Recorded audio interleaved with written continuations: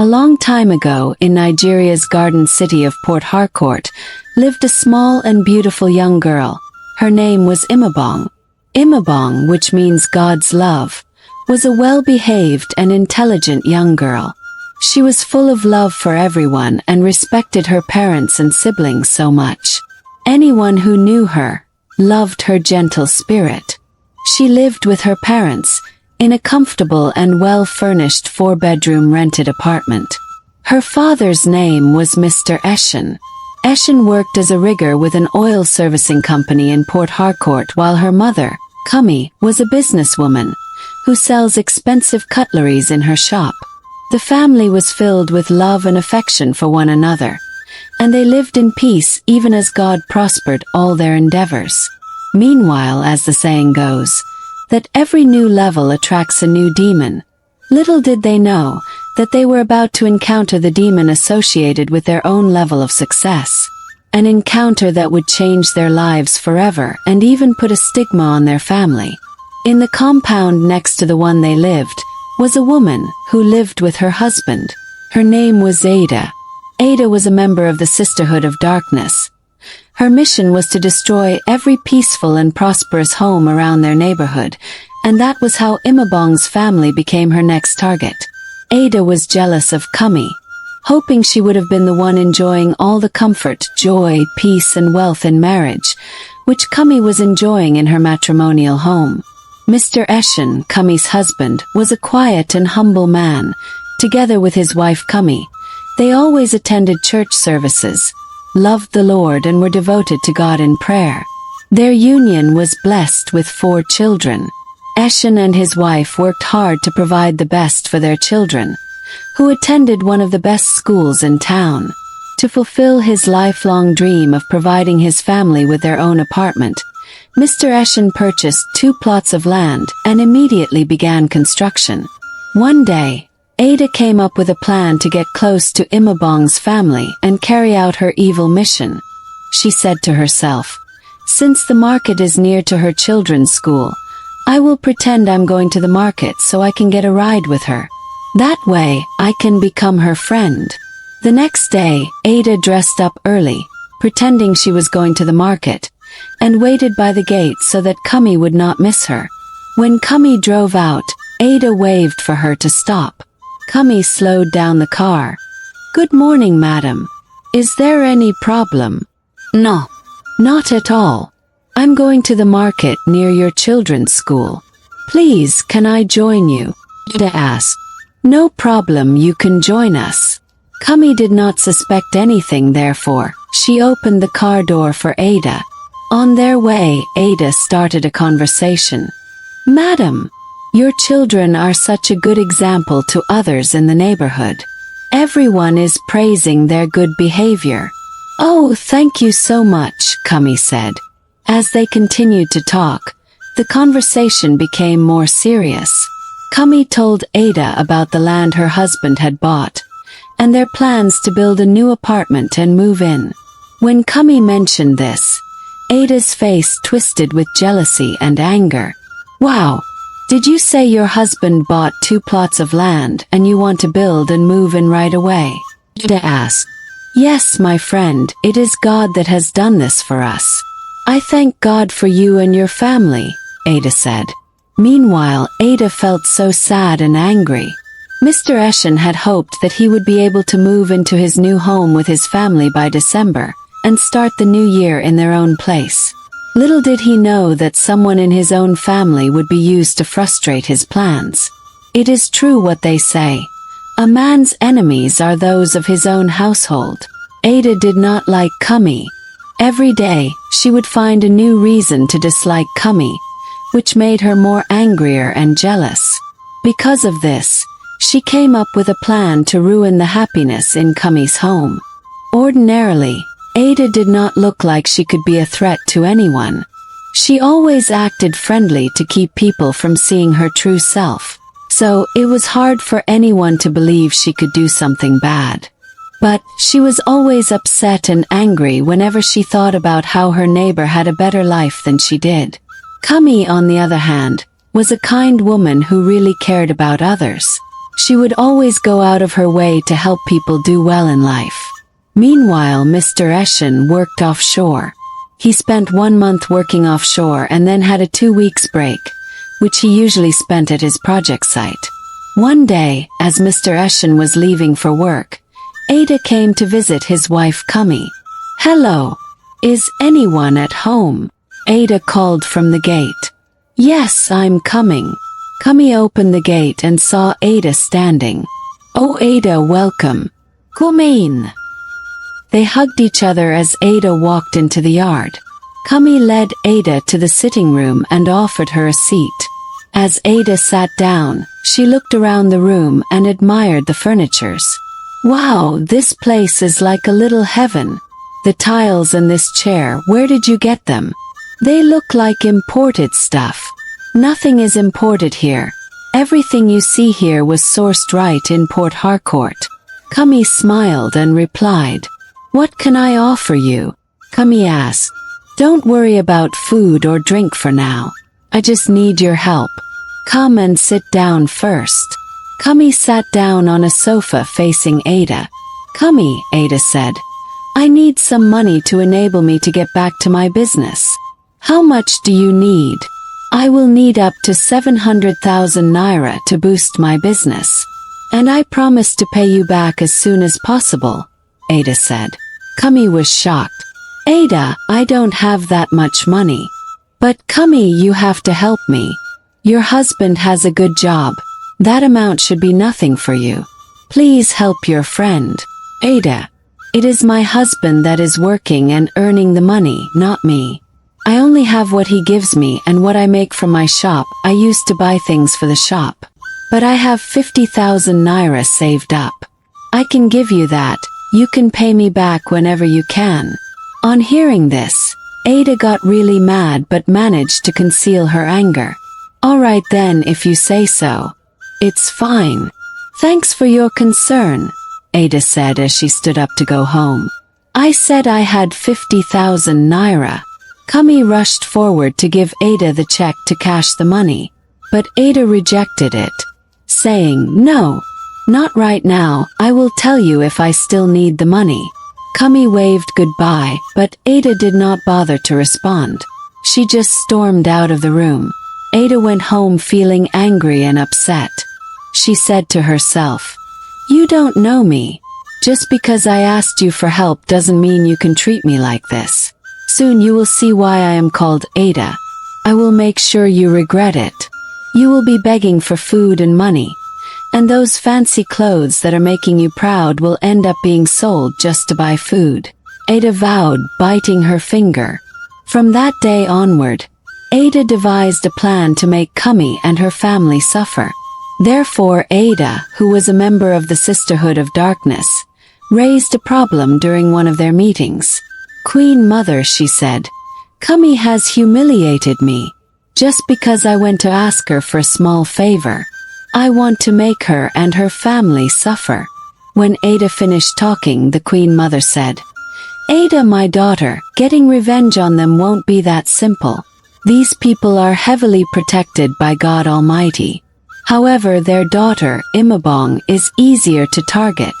She loves flashy things. You can use her to get back at them." "But how?" Ada asked.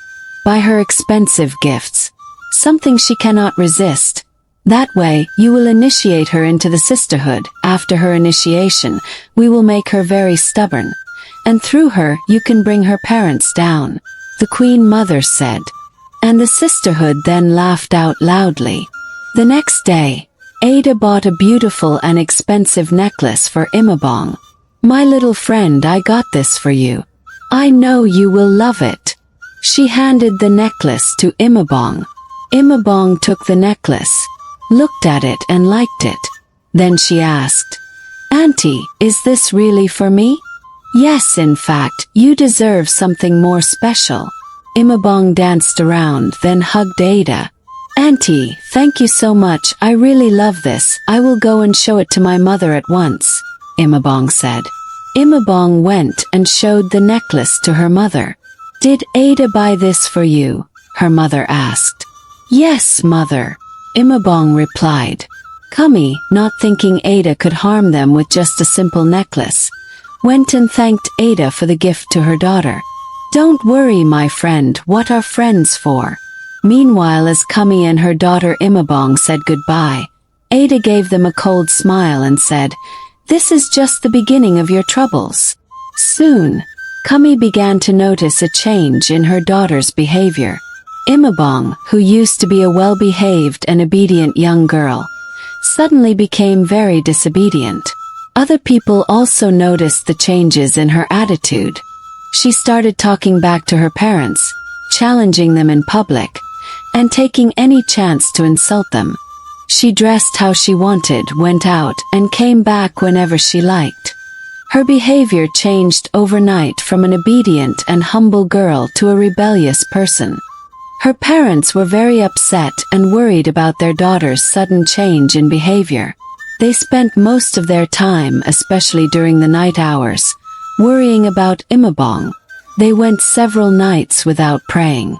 As their prayer life weakened, the Sisterhood of Darkness launched their first attack on Mr. Eshen and his family. Mr. Eshen had finished his 1-month offshore job and came home for a 2-week break. The next day he was called to the office. When he left home, he had no idea there would be trouble waiting for him in the office. However, as he arrived at the office, he was shocked to find police officers waiting to question him over a missing shipment from his department.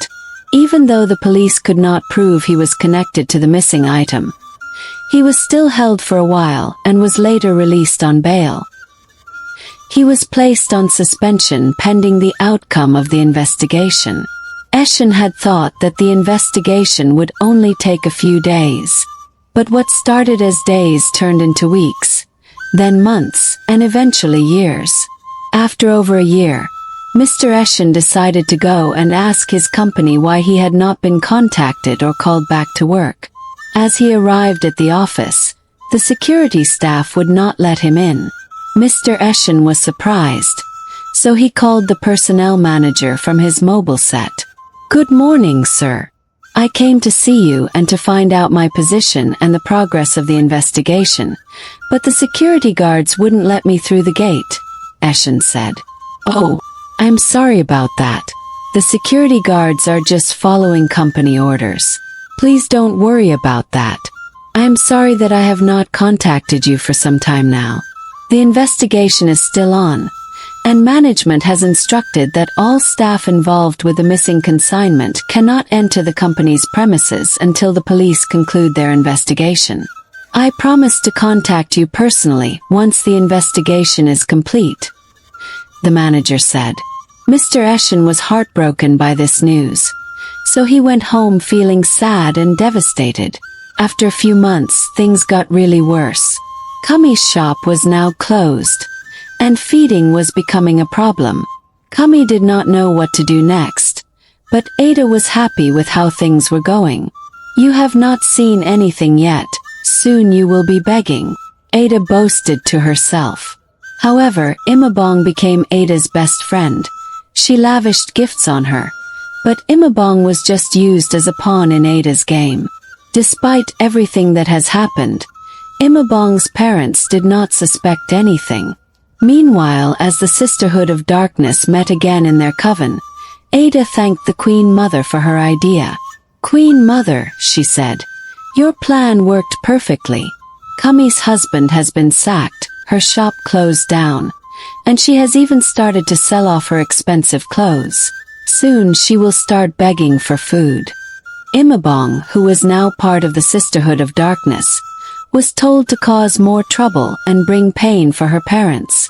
Although she was worried about her family and the problems Ada had caused them, there was little she could do to help them. The Queen Mother reminded her of the consequences for being disloyal. As sisters, they promised to love and protect each other no matter what. As the meeting closed for the night, things got worse for Kami and her family to the point they could not pay for their apartment. So the landlord asked them to leave.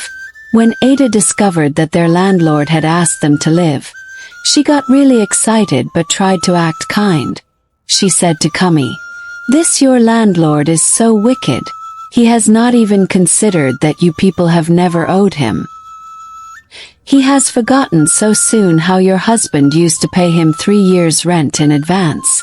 Anyway, there's a room available here, the one near the toilet. The previous tenant just moved out.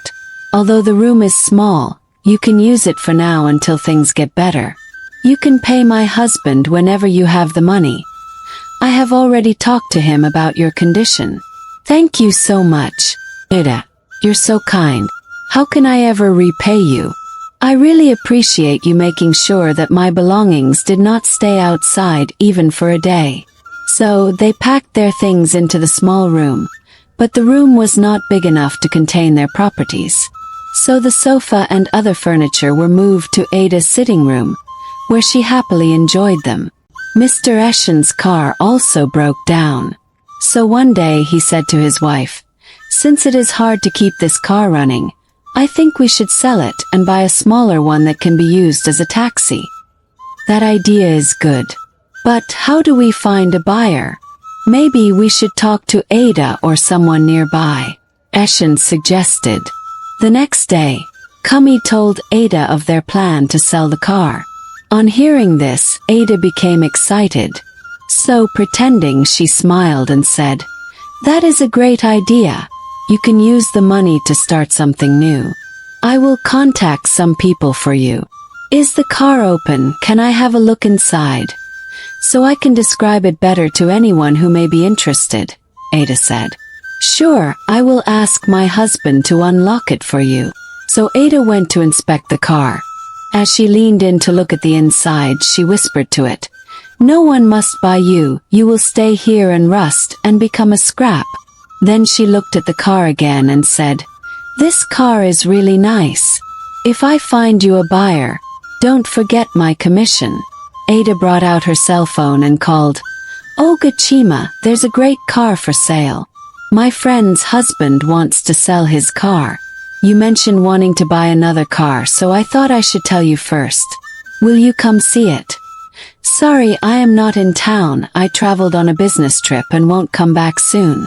If the car is still available when I return, I will come and see it," Ogachima replied. Many people came to inspect the car, but no one bargained for the price. They all looked and promised to come back another day, which they never did. So one day, Kami said to her husband, "This is not normal. I have a feeling that something is wrong. How can people just come and go without making an offer?" "Yes, you are right. All the people that came to inspect the car always promised to come back, but they never did. I am beginning to suspect that there is someone manipulating all this process," Mr. Eshen said. Eshen, who was lost and confused, not knowing what else to do, began to lament. "I go to church, pay my tithes, I fast and pray, but God has decided to turn his back on him. What have I done to deserve all these?"